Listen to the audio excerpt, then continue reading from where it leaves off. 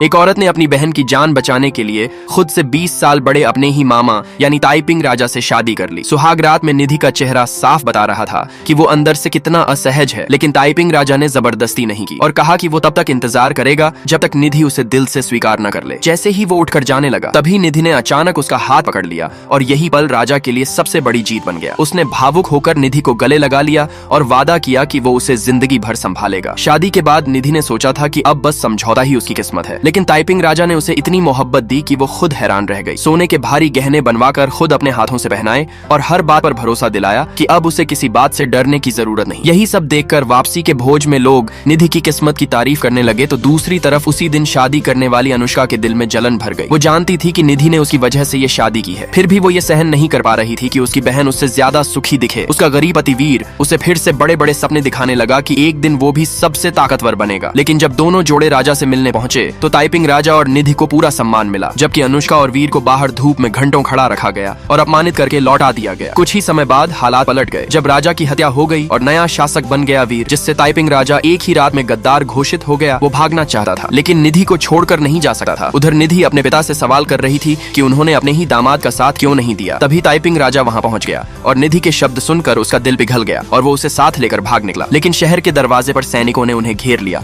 और पीछे से अर्जुन ने तीर चलाकर राजा को गिरा दिया। जब अर्जुन उसे मारने ही वाला था, तब निधि ने अपनी गर्दन पर तलवार रख ली और कहा कि अगर राजा मरा तो वो भी नहीं जिएगी। राजा उसे छोड़ने को तैयार नहीं था, लेकिन निधि ने कहा कि उसने बहन के लिए शादी की थी और आज पति की जान बचाकर हिसाब बराबर कर रही है। तभी छोटी बहन याना वहां पहुंची और अपनी बातों से अर्जुन को रोक लिया। आखिरकार दरवाजा खोल दिया गया और ताइपिंग राजा जाते जाते वादा कर गया कि वो जरूर लौटेगा और निधि हमेशा उसकी पत्नी रहेगी। यूं वो टूटा हुआ और हार मानता हुआ अंधेरे में खो गया। लाइक सब्सक्राइब कर देना, भगवान आपको बहुत खुशी देगा।